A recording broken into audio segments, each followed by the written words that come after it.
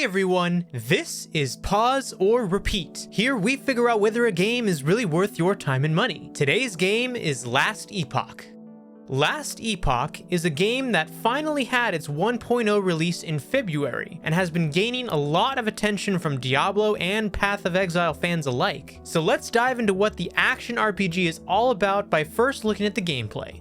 The gameplay of Last Epoch is immediately familiar to those who have played Diablo or Path of Exile. One of the biggest differences is the complexity. Last Epoch stands in between the more casual nature of Diablo and the intense complexity of Path of Exile. There are currently 5 classes to choose from: Mage, Rogue, Primalist, Acolyte, or Sentinel. Between these classes, there are many different abilities that you'll acquire alongside passive upgrades. Each class ability has its own skill tree, with modifiers like, for example, changing Fireball into a flamethrower or splitting into multiple fireballs. As a result, the game has plenty to delve into while you go through the story campaign, as well as grind out gear upgrades and the endgame content. Speaking of the story, let's go over that. The story of Last Epoch can get a little confusing. Time travel is involved in the campaign, taking inspiration from the classic game Chrono Trigger. To get you up to speed without spoiling anything, there were once only 2 entities, Oribus and Etera. Etera created the world that humans live in, and even at one point lived among them. In the present day, she is no longer there, but she has left her faction of the Keepers to uphold her values. The gods, separate beings from Oribus and Etera, exist in this world as well. And the game starts off with the god Raye launching a war against Etera. Your playable character gets involved with the Keepers, and from there the story unfolds. What will be the fate of Etera? But now the question still stands. Pause or repeat? Alright, it's time to answer the burning question. Does this game not feel like what Diablo 4 should have been? What are your thoughts, Chris? Starting off hot like that. Well, let's put it this way. Last Epoch doesn't just enter the ring with, brass knuckles when it came in for the fight against Diablo, and let's say also Path of Exile. It's more like channeling your inner Wolverine, ready to slice through the competition. I think we got a new action RPG to be excited about. Oh, absolutely. And I mean, this game, it has been in the works for a while. The game initially had a release back in 2019, so it's been in early access for quite a while. But what's really nice to see is that now that the 1.0 version has been out and so many people have been praising it, a lot of reasons why they've been praising it is because, well, one, Diablo 4 has really not held its player base very well. Well, and it's hoping to secure with the Xbox Game Pass. True. We'll see how that goes. Yeah, right. But secondly, first Activision Blizzard game, by the way, to be on the Xbox Game Pass. But go on, Henry. But secondly, this game, when it was in early access, got a lot of feedback, a lot of negative feedback, actually, from the people who were excited about playing this game. And they took all that feedback and said, you know what? You're right. Let's fix this. They actually listened to the people who wanted to play the game, and they fixed pretty much everything. I mean, it's not a perfect game, but especially when you come what from makes the Diablo game not 4, perfect? What makes the game not perfect for you, Henrik? I'd say its weakest point for sure is the story, because it's not as memorable as a story like Diablo 2. Not to say Diablo 4's story was really memorable either, but fair, yeah. Classic line from Diablo 2, stay a while and listen. No, I don't think really that's get anything like that. No, I think that's a good point, Henrik, because I feel like the story is like a silent extra on a movie. Yeah. They're like barely there, but occasionally steal the show with its quirky gestures. But you kind of get completely lost. Like, I know they had the introduction of time travel, which you're revisiting the same regions in different eras, which is like watching a sitcom rerun. You know the plot, but the jokes hit differently every time. So yeah, and you gotta kind of be fair, take it for what Chrono you will. Trigger does the same thing, but yeah, I mean, Chrono Trigger was also a game from a bygone era, and the story in Chrono Trigger is its own thing. This is just inspired by it. It's not Chrono Trigger. Very true.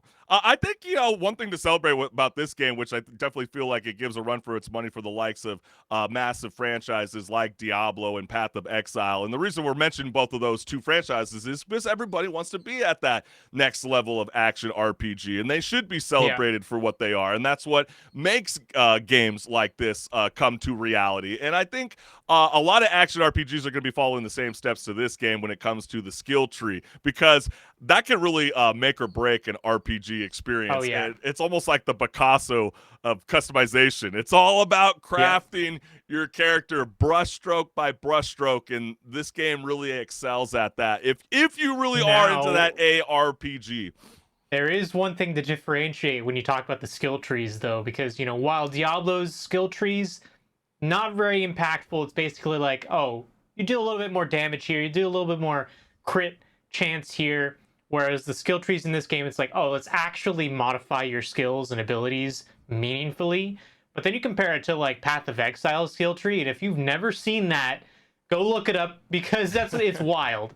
Like that Yeah. skill tree makes you feel like you need to go and get an actual degree in that game to understand it Yeah, it's because like it's what so people expansive. yeah, it's like what This one is people not like that complain. though. Yeah, it's like when people complain about, like, Call of Duty Modern Warfare 2, or, like having to, I got to do this objective to this to be able to get this kind of percolation on top of my gun rig. It just gets so out of control. But yeah, I think this Yeah. game is definitely worth the purchase. It does feel like a repeat because you're gonna want to test out the different characters that are offered within the game.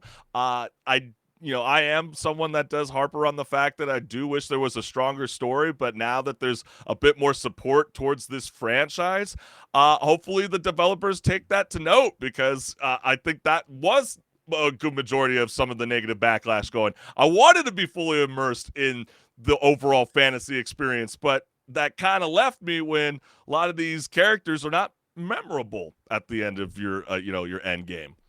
Yeah, and there are going to be future updates as well. It is a live service game after all. Yeah. And so it is going to have that Which benefit of those are the having things that kind of updates. get plagued, right? Yeah, but I'd say that this is probably going to be one of those live service games that actually sticks around and doesn't try to be manipulative to its player base. I mean, they even said for the DLC updates, expansions, whatever it is that they're going to come out with, they're not going to charge more than what they charge for the base game. There's microtransactions that'll pay for all that Right. otherwise, but like they're not going to charge you another $60. I mean, the game isn't $60, but then they're not going to charge you another $30 for an expansion on top of the game, which that's a win in my book, considering how bad we've seen some of these companies try to get money out of their player base.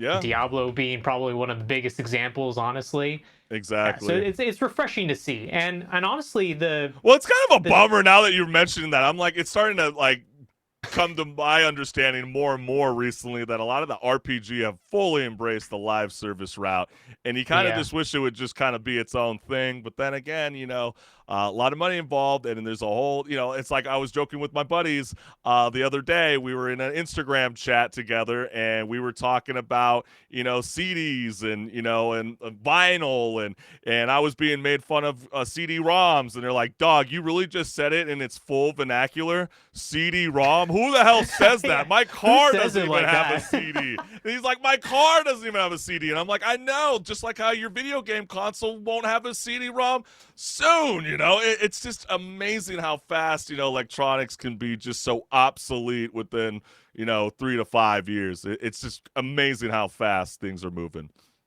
Absolutely, But we haven't but heard from you though, Henrik. What's going on? What's the verdict? yeah, this is a repeat for me as well. I love Diablo 2 style of game, and really this game is a passion project through and Yeah. through. The story of how this company 11th Hour Games came to fruition is wild. Uh so basically the guy who's the CEO right now for the company, he's a big fan of Diablo 2, and he Okay. really really likes this genre.